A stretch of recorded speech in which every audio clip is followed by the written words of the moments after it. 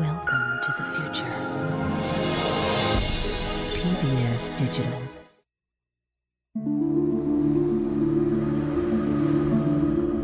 Sea monsters, the stuff of nightmares. But for cameraman Bob Cranston, they're almost an obsession. He dives into the depths of the open ocean to encounter a creature called the Humboldt squid.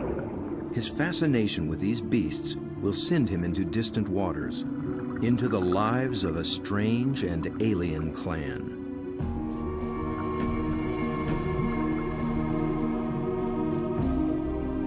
They are masters of disguise. Their skin ripples with living light. Bob will seek out experts familiar with their ways.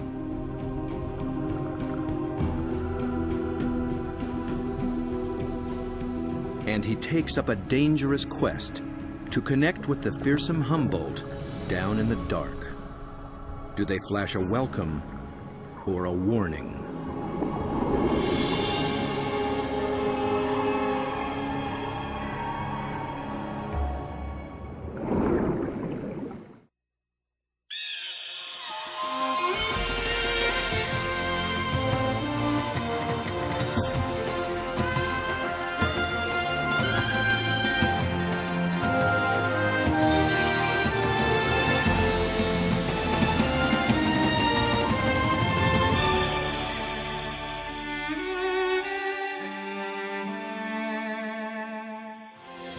Major funding for nature is provided by Canon, dedicated to preserving the never-ending beauty of nature. Canon lets you capture the wild in photographs and leave it as you found it. Canon.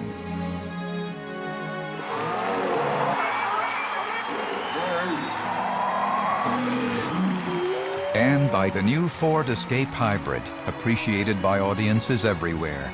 Ford, built for the road ahead. This program was made possible by contributions to your PBS station from viewers like you. Thank you.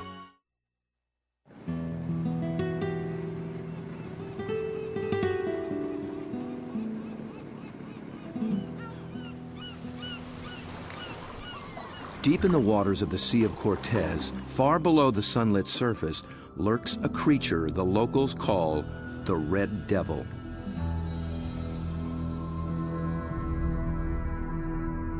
It is armed and dangerous. Its writhing limbs come equipped with 1,000 suckers, each full of flesh-tearing teeth. These devils come in the dark of night, rising from the abyss to within a few hundred feet of the surface. They are large, aggressive, in-your-face squid called the Humboldt. They're one of the most formidable predators in the ocean, and almost nothing is known about them.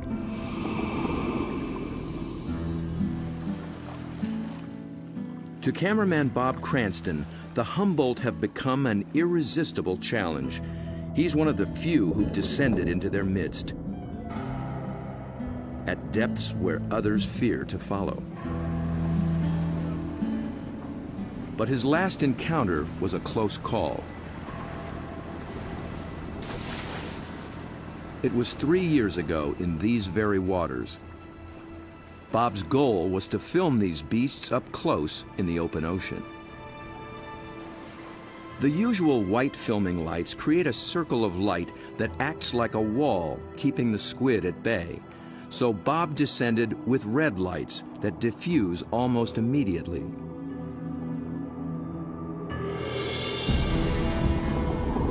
Suddenly, the squid were too close. For an instant, it seemed they would tear him apart.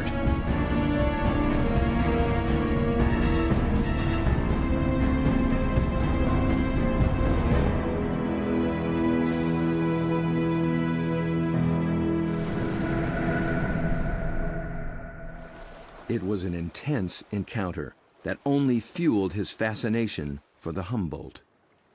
They came right for me with no fear. That got my adrenaline going. Suddenly, I was really interested in everything about these guys. I wanted to meet more of their kind. Squid and their relatives live in every ocean. Getting to know the family will take Bob on quite a journey. And if diving with red devils is anything to go by, he'll need the help of some top-notch guides.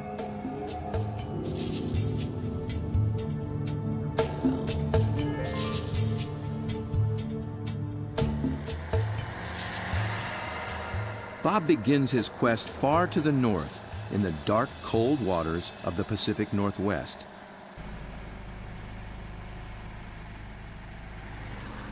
In the maze of bays and inlets along the coast of British Columbia, there dwells the giant of its kind, but it's secretive and very hard to find. Bob's asked Dr. Peter Ward for help. Peter is a paleontologist and an expert on the origins of this creature. He has decades of experience in these waters, and there's no substitute for local knowledge. So Bob, I got some maps of the underwater area we're going to go see tomorrow. Cool. And the nice thing about this, these are really high quality side scan sonars, and they give images in great detail. From these, we can pick out caves or dens, really, where the creatures that we seek can be found. Face to face with my camera. Whatever.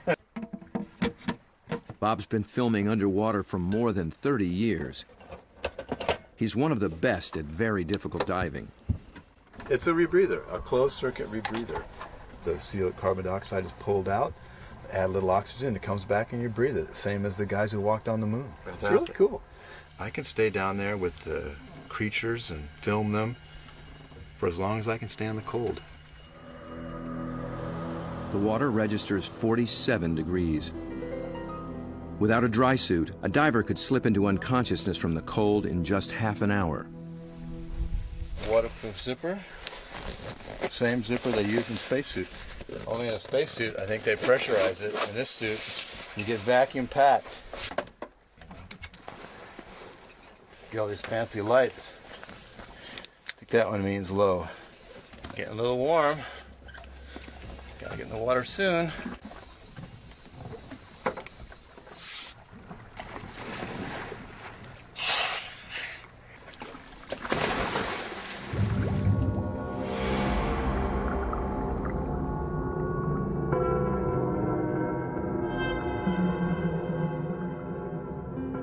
These gloomy green depths are called the Emerald Sea, and although cold, they are rich in oxygen and nutrients. The combination allows creatures to reach enormous size. Down at 60 feet, Bob and Peter pick up a trail of broken and discarded shells. A dead giveaway. Something strong and very hungry has come this way, and often.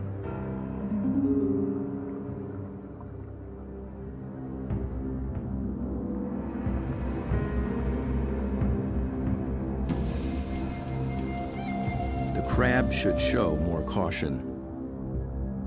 It's up against a devious and determined predator.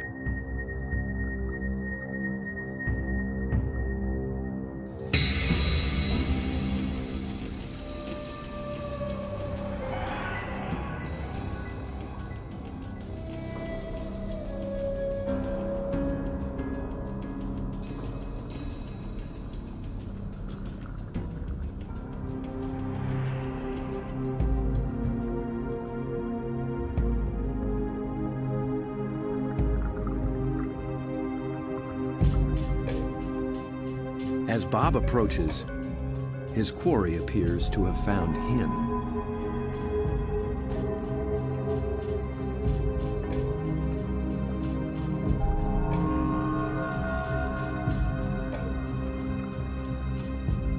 A giant Pacific octopus.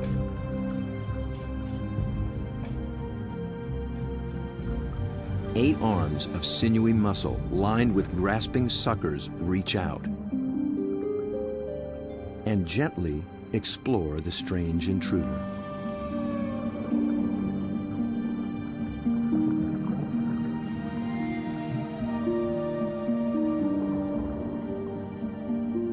A giant can reach 20 feet from arm tip to arm tip and weigh in at 200 pounds.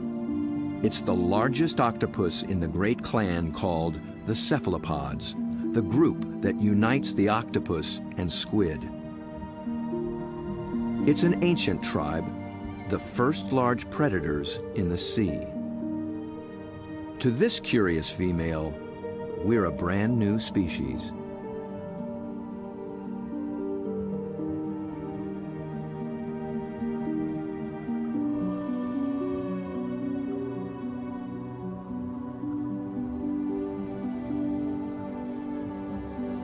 Cephalopod means head-footed, a good beginning in deciphering the octopus's amazing design.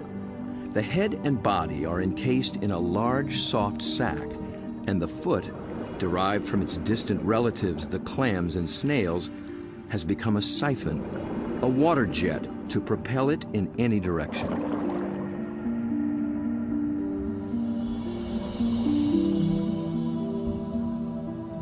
A long time ago, its ancestors wore a shell, but the octopus has given that up. Yet for creatures with such tasty flesh, the lack of protection presents a problem. The cephalopod solution? The most extraordinary skin in the animal kingdom. In an instant, it can change color, pattern, and texture. And with no bones to confine its shape, the creature can virtually disappear.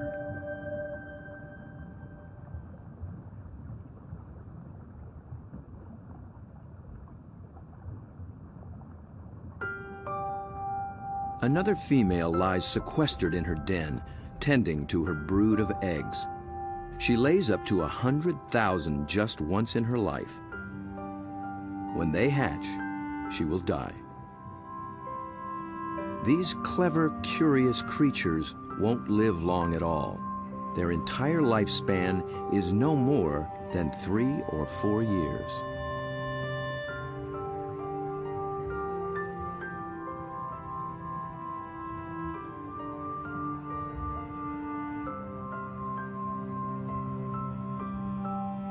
The transparent babies are no bigger than a grain of rice, but within a year, they'll be giants.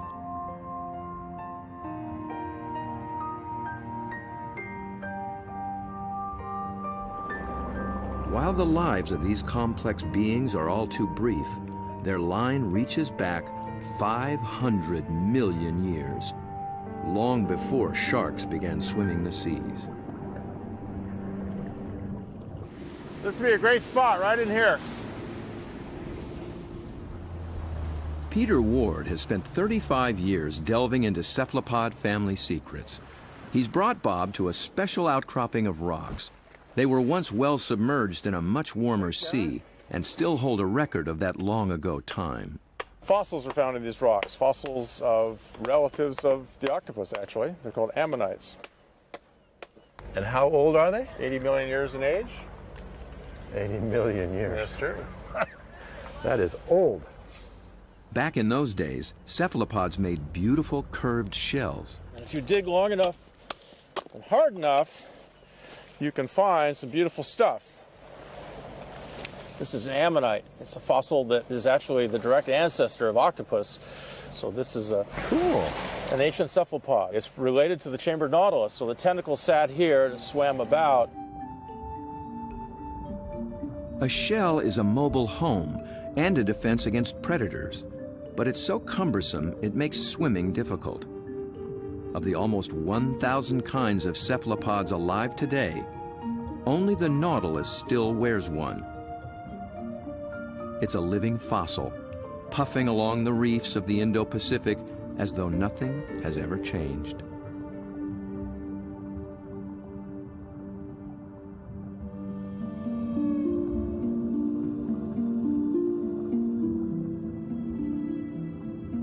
Bob returns for one last dive with the octopus.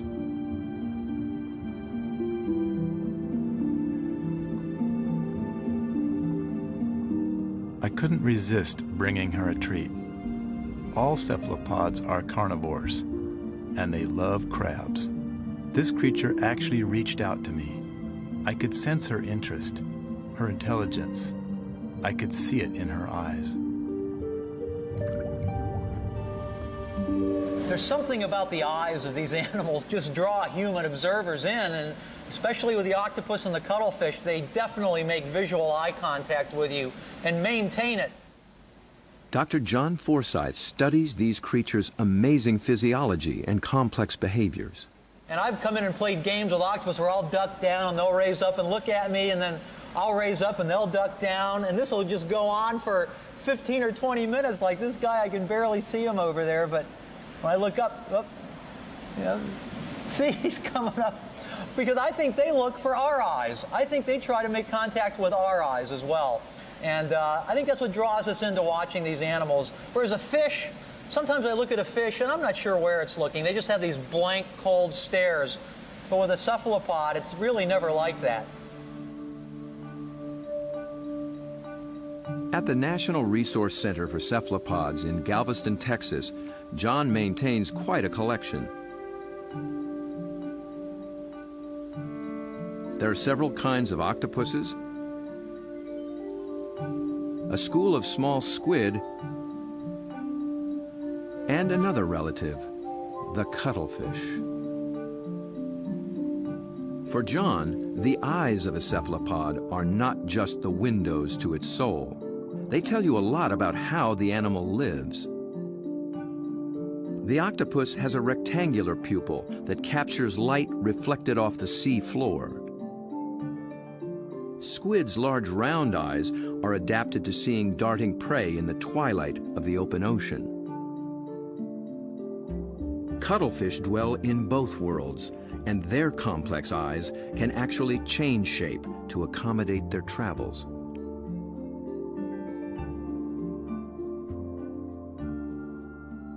But it's not in their eerie eyes that cephalopods reveal their inner feelings. It's in their remarkable skin. Millions of tiny sacs of pigment called chromatophores dot their skin, each controlled by minute muscles. With a little flexing, a cephalopod can flash with rippling bands of color.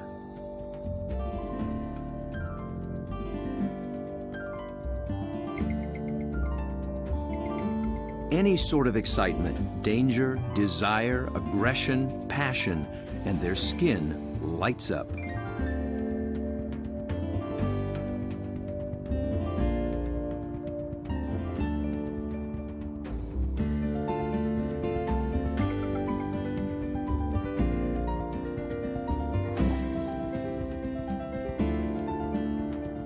For creatures with no vocal abilities at all, this is the way they communicate, in a language of light and color.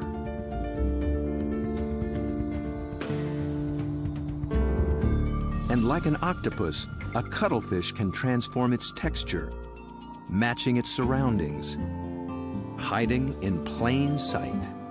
Given their camouflage capabilities, it's no wonder we're still learning just how many kinds there are.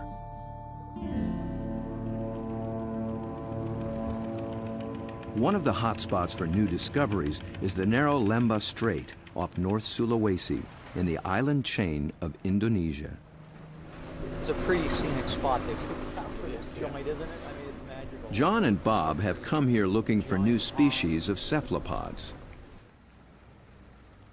It's a place primed for strange adaptations. In the shallow, warm water, light and temperatures remain constant, but the channels, inlets, bays, and lagoons create many small separate habitats, and that leads to high diversity. This is John's fourth trip to Lembah Strait, and each time something surprising turns up. He's brought Bob to a spot called Ritaklari, which in local slang means the muck.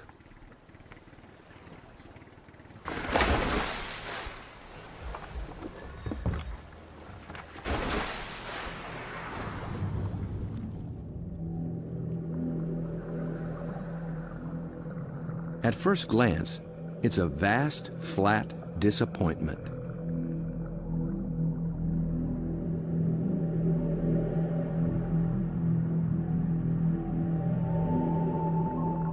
But wait here quietly, and a lot of what looks like sand begins looking back.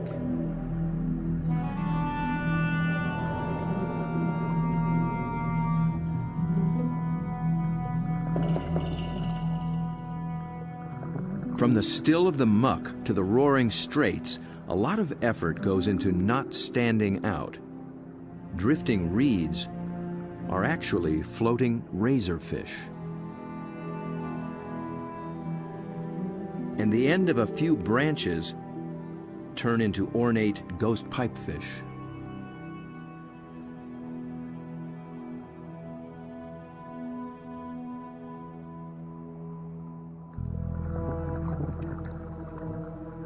Out in the high-speed tides and swirling eddies, fish work hard to keep their footing, digging into the bottom with spine-like fins.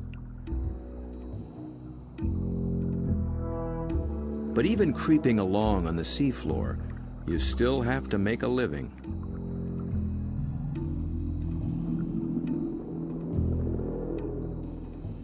A harmless-looking weed rolling in the current is a hairy frogfish trolling for a meal.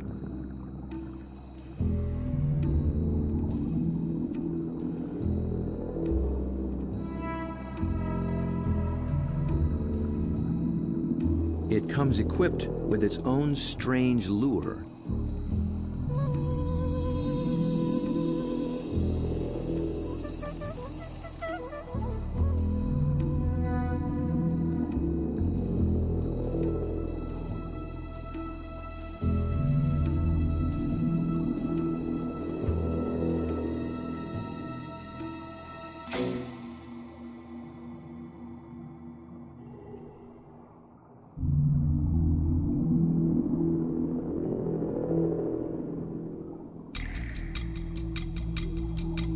The sand offers the best retreat, but the crab has already been spotted. A marginated octopus is the perfect little predator here. Good camouflage, good eyesight,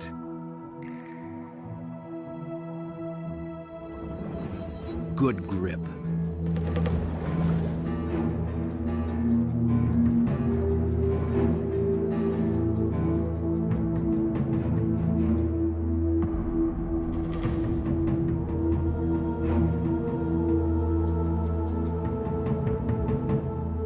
The soft-bodied octopus has one more weapon up its sleeve to subdue the crab's claws: venom. It finds a chink in the crab's armor, injects a neurotoxin, and the struggle is over.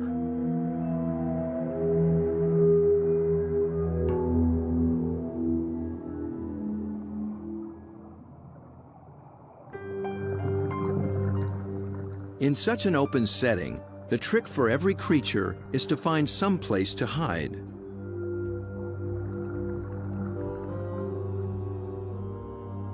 An octopus fits in just about anywhere, and John finds one tucked into a piece of discarded pipe. Perhaps there is something in cephalopod memory that recalls having a shell. Bob and John find this little octopus ambling along with a dark brown bottle tucked under his arms. The bottle turned out to be his home, and he took it with him everywhere. So I thought I'd offer him a new fancy place and see if he's interested in trading spaces.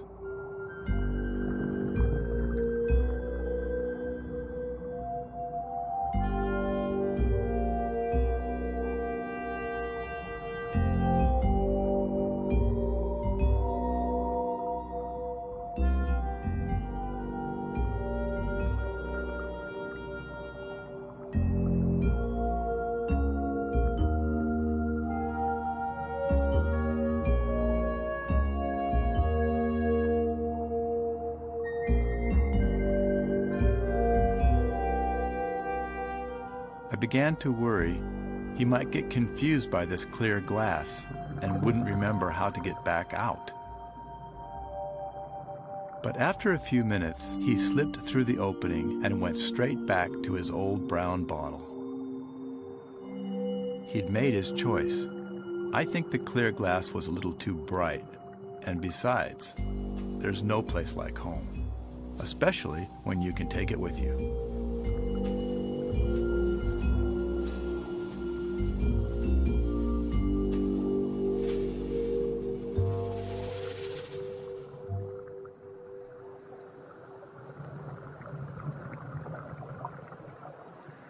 In the husks of old coconut shells, they find the pearl-like eggs of one of John's favorite creatures.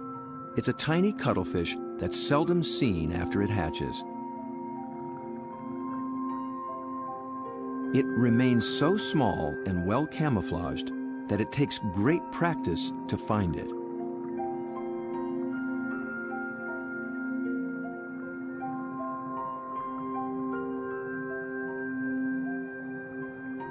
Down on the sea floor, it appears to walk across the bright stones, its rippling colors blending in and standing out. It's called the flamboyant. The flamboyant cuttlefish is really in a class by itself, even among cephalopods in a lot of ways. First of all, the vibrant, dynamic, bright colors, the brilliant yellows, the magentas, the pinks and browns. It adds on top of that these passing clouds of color as it's stalking, looking for prey. And of course that's happening in living skin.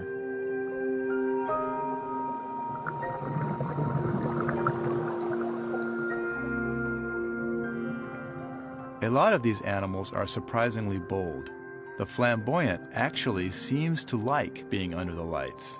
It begins hunting as soon as we start filming.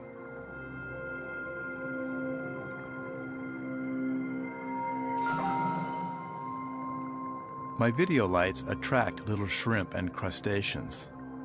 Perhaps the cuttlefish can even see better in the lights as well.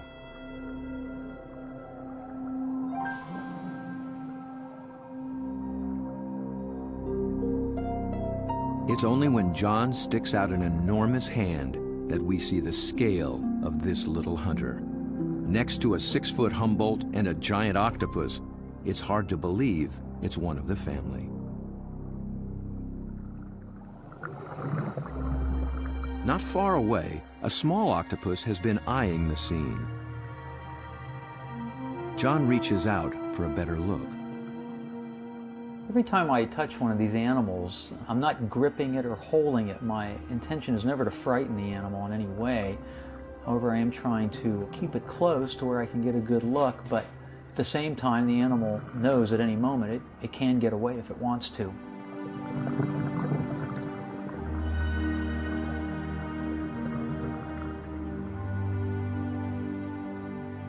This octopus gets away all too soon. John thinks it may be a brand new species never seen before.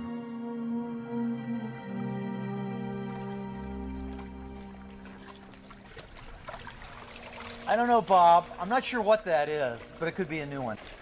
I think it could be a new species. I wasn't expecting to see that. It's not something you've seen before, huh? No, I'm not sure what that would be. It's a cool little critter. Oh, wild.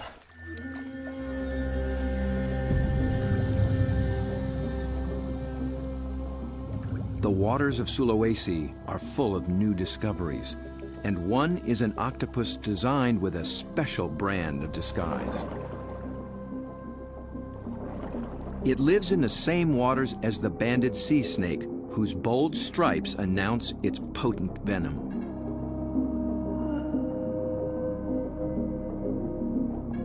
These are banded arms that can make the same impression. When disturbed, the octopus flashes and intensifies the stripes, becoming a sea serpent, coiled and deadly.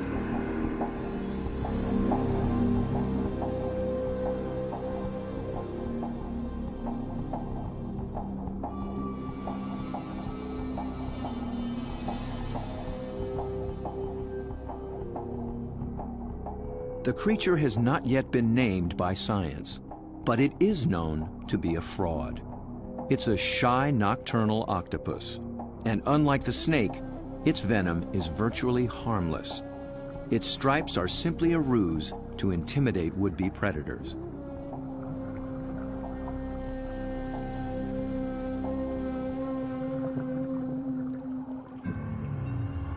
The real killer is a delicate, jewel-toned creature.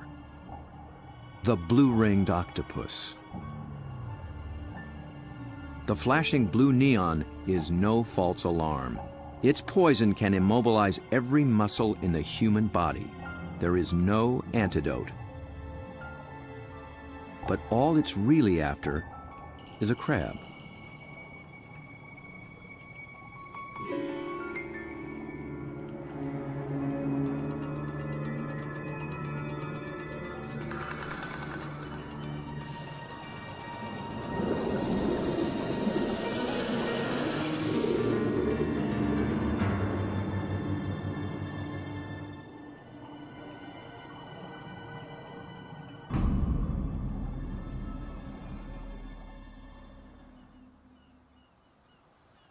The blue-ringed is notorious along the coast of Australia, but it's one of Dr. Mark Norman's favorites.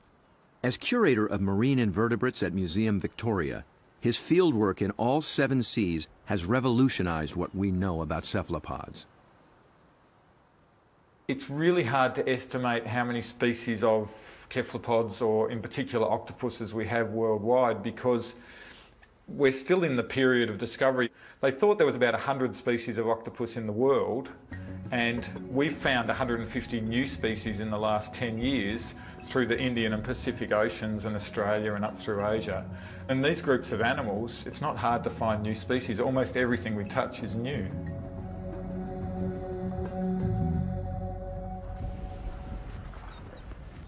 Bob wants to get close to the blue ring in the wild. So Mark, this is a shortcut to the beach? Yep, it's a great place to collect crabs.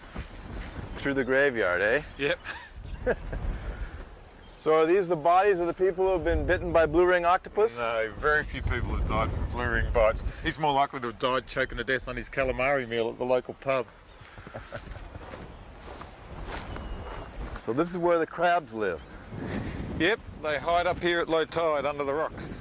As the guide to the blue ring, Mark starts Bob off with their prey. Lots of little crabs. Yeah. You need a nice juicy one. There you go. See the claws on that? That'll take your arm off. It's an ironback crab. You can appreciate why the octopus has to get rid of the crab's claws as quick as possible. Knock them out.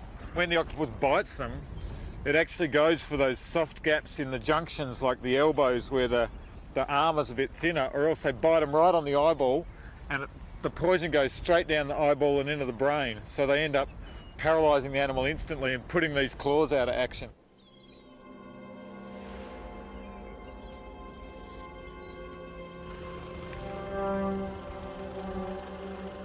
The dive begins after dark, when blue rings are most active.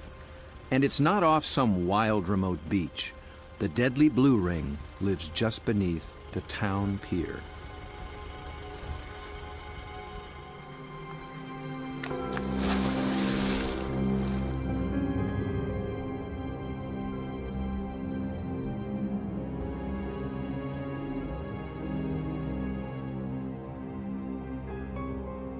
Blue ring octopus are an extremely venomous animal, and if I was to be bitten, I would probably be dead within 3 minutes. Your body would start stiffening up and you'd lose the capacity to breathe, you'd lose the capacity to wave or walk or run away, you'd run out of oxygen and you'd suffocate. But these little animals are really shy, really secretive, and the last thing they want to do is attack humans. They don't eat humans, they don't drag people out of their cars and drag them down the beach. They just feed on crabs. But tonight, not even a crab could catch its attention. This is a male, and he's just found a female. 2 wild blue rings are preparing to mate.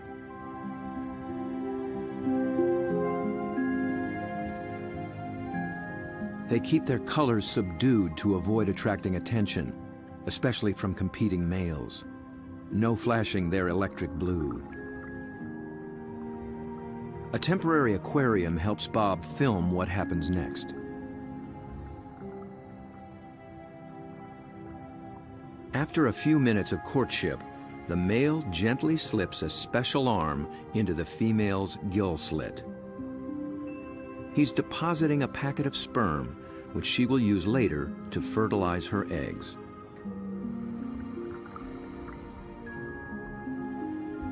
It's the end of their relationship, and most likely the end of his brief life. That was all he needed to accomplish. Just beneath the very same pier is another cephalopod almost never seen in shallow water. New research finds that they too pack a poisonous punch. But their bright little stripes have earned them a harmless nickname, the pajama squid. I think these cephalopods are the closest to the cartoon characters. Their little black and white suits and their little frilly lashes behind their eyes and the yellow on the top of the eyes. They're just straight out of a comic book.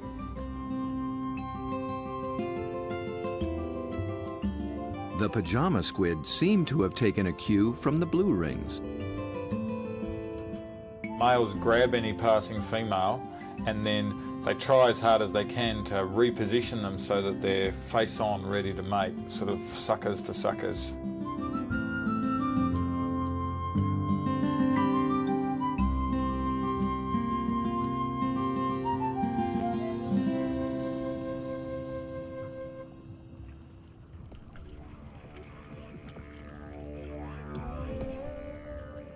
The mating season is also picking up off Australia's southwestern coast.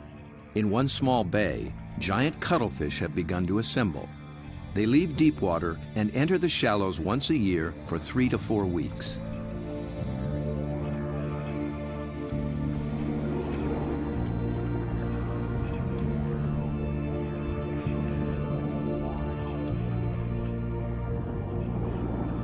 The males are 3 feet and massive, with 8 flowing arms and one all-consuming purpose. A much smaller female takes refuge in the rocks.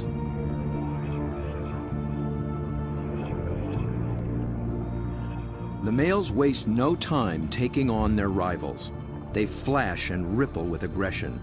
Their control is so subtle that they can isolate and flex just the flank facing the opposing male. The other flank communicates a solid, dependable side to any nearby female.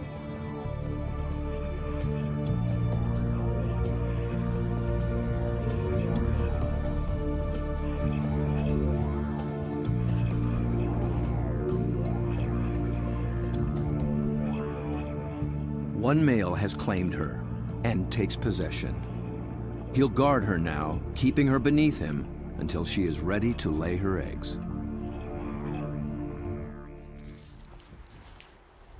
Jules, you around here somewhere?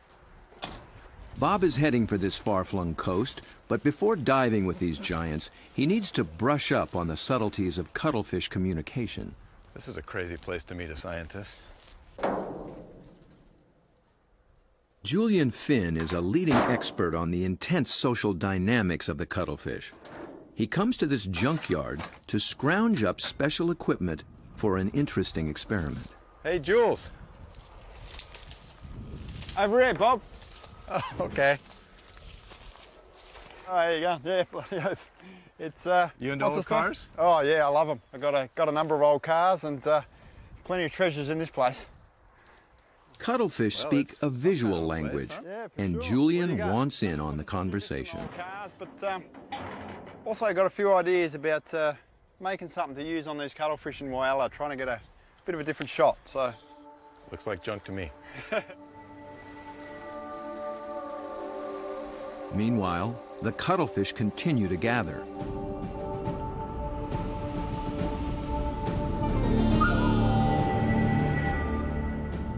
Their complex communication escalates into a kaleidoscope of colors.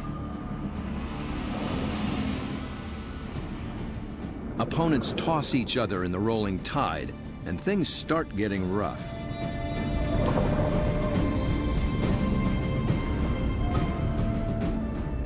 The violence can rip up their all-important skin, sabotaging a male's chance to impress and intimidate.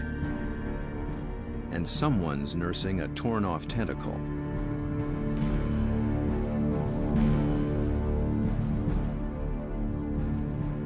In a temporary standoff, a large male guards his female from two other heavyweights, while a little male, too small to take seriously, hovers on the sidelines.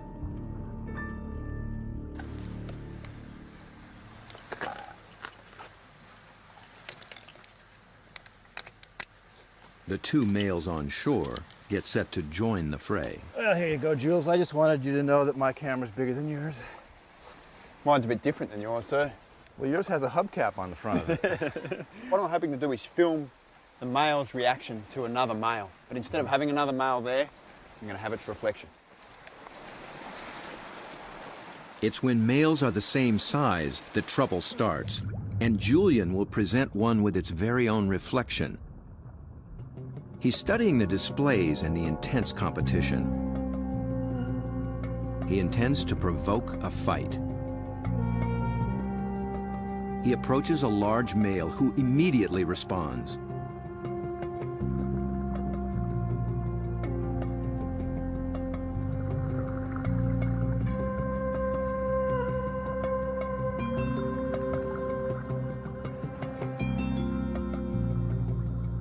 The cuttlefish becomes increasingly absorbed with his own image, but instead of a conflict, the story takes a surprising turn.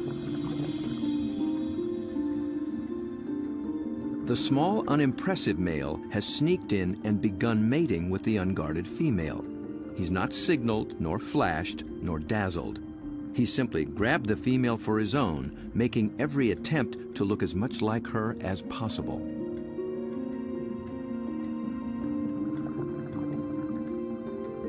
The aggressive male makes no headway with the mirror and finally moves off to resume his duties.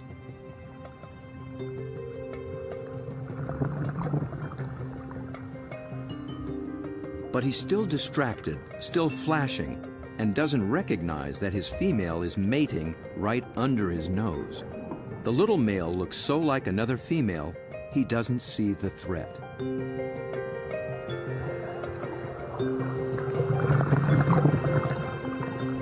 At last, he senses something's wrong and moves in to reclaim his female.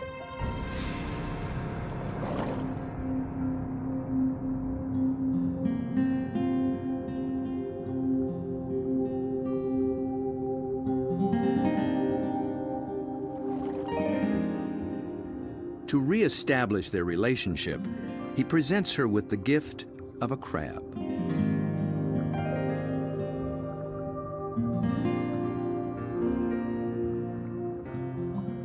With so much going on in cuttlefish society, Julian will be experimenting for a long time to come.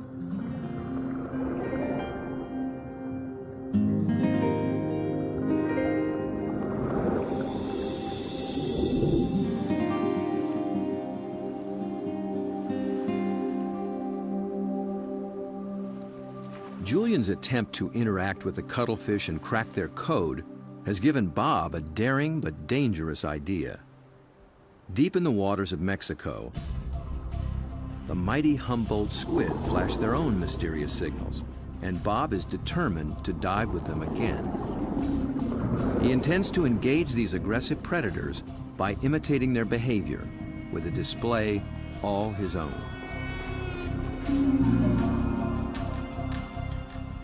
Mark Norman and Julian Finn think he's close to crazy. Sure, you've got the blue ring octopus that can kill you within a few minutes with the poison, yet there's something scarier about a squid that can rip off your flesh and tear out your throat, so to speak. I think you'd be really sensible to work with shark cages with those animals, because the stories I've heard, and they're these massive animals that will effectively skeletonise a cow in a minute because they're such voracious predators. Bob Cranston has no intention of taking this advice. His whole goal is to interact with these squid on their terms, in their world.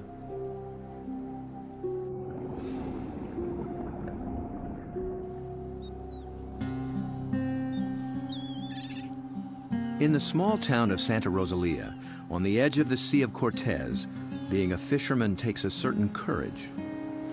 lose people, you know, every other year. Somebody dies. I had a friend that they found floating in the ocean last year. It's lucky they found him because you know the carnivorous. They'll eat you. I mean, they will eat you. The squid will eat you. If you fall into the ocean, they'll get you with their tentacles. You'll drown, and then they'll, you know, all the rest of them will just eat you.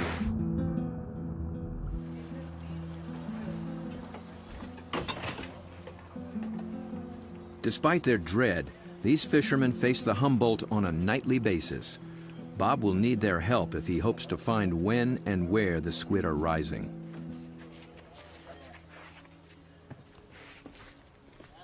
Alberto.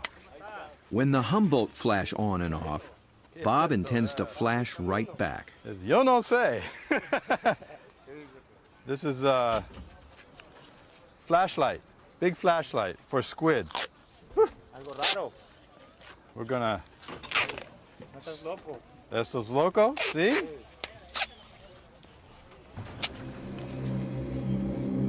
Bob knows perhaps better than anyone just what Humboldt are capable of.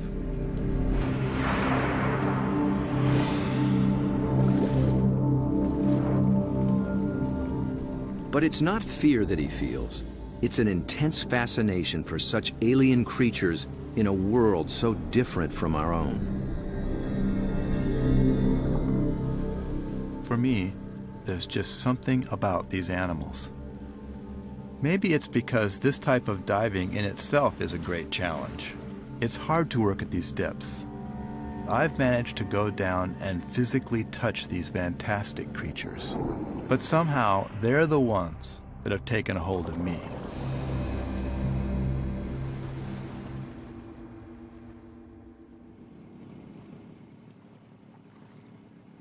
He's 12 miles from shore. Aside from his assistant cameraman, there'll be no backup down below, and no source of help at all topside. There's not so much as a radio on this little boat. These are small boats. It's a big ocean.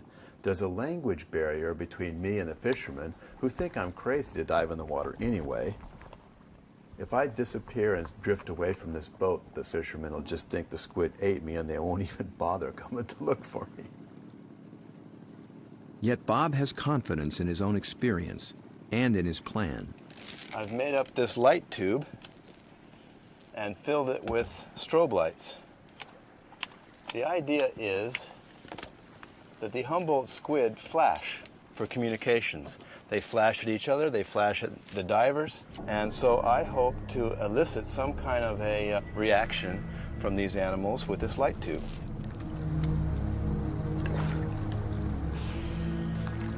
Beneath the boat lies 1,000 feet of open water and sea monsters.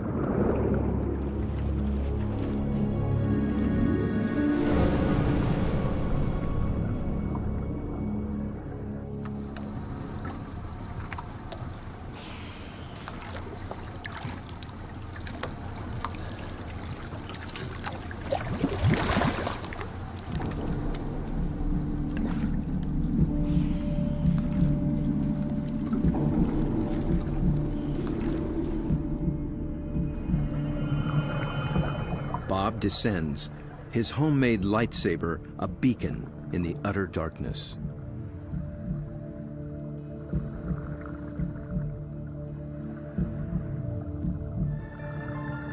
Right away, there's a complete surprise.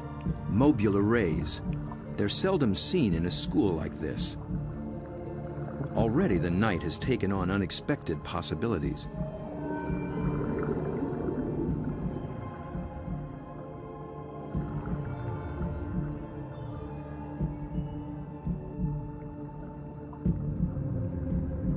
With his depth gauge reading 150 feet, Bob figures he's in squid waters.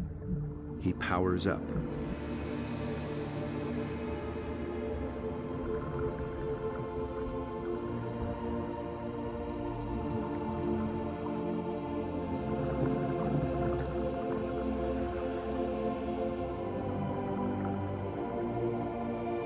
A giant swarm of pink krill mobs the lights. Suddenly, Bob's in the middle of a midnight feeding frenzy.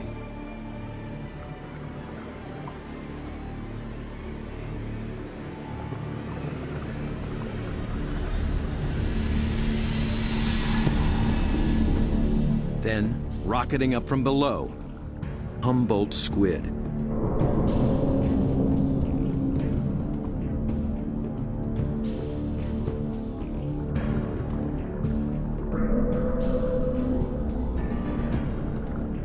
They're flashing red and white. Bob tries to get clear of the krill into better visibility. And he's caught the squid's attention.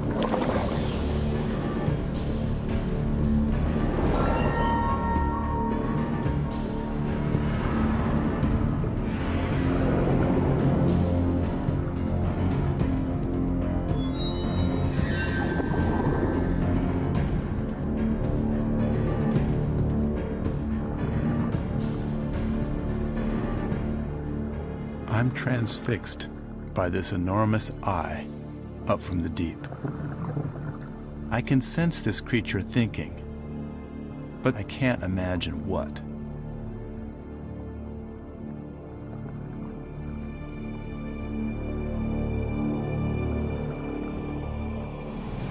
A minute later, contact.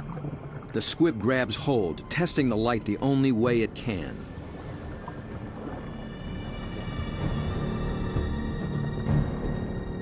The feel of hard plastic must come as a surprise, and it circles me as though curious.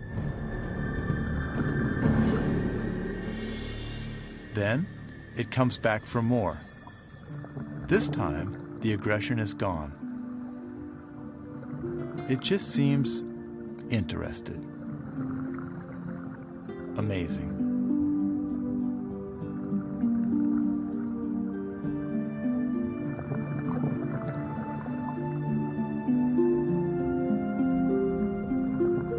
We play for a moment.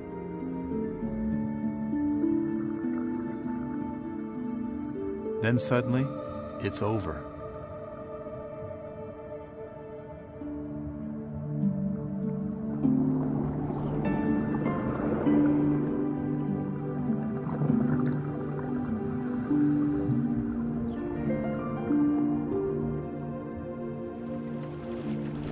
The fishermen are relieved just to see me alive. But I climb back in the boat, knowing something remarkable has just happened. I danced with the devil down in the deep, and I'm already thinking about the next dive.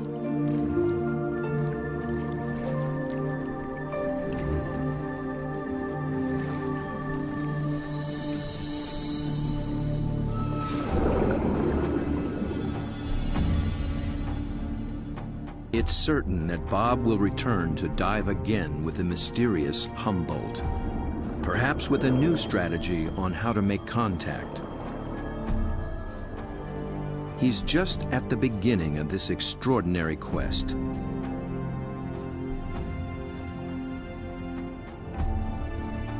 But who will he meet next time in the waters below?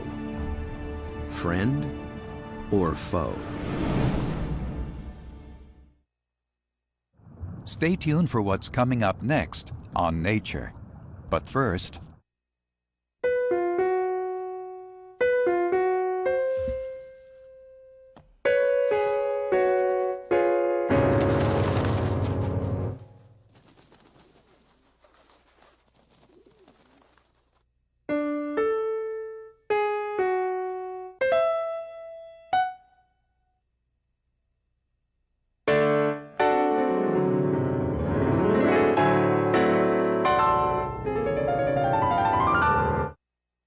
this Nature program is available on home video cassette for $19.95, DVD for $19.99, plus $4.95 shipping. To order, call 1-800-336-1917 or write to the address on your screen. Major funding for Nature is provided by Canon, dedicated to preserving the never-ending beauty of nature. Canon lets you capture the wild in photographs and leave it as you found it. Canon.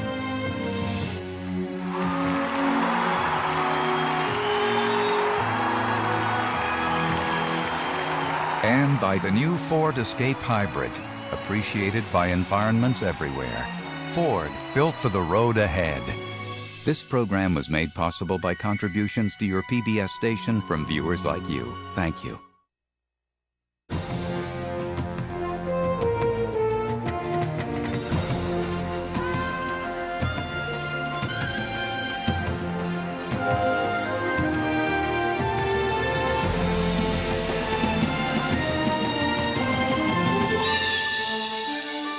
Next time on Nature, the Red Centre, Australia's most forbidding landscape.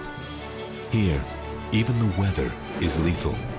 But there is one who is built to contend, the red kangaroo.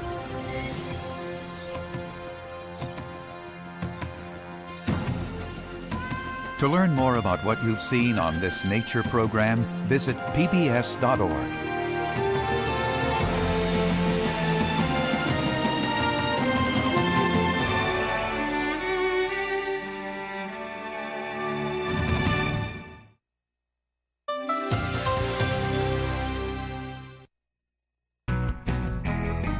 I am PBS,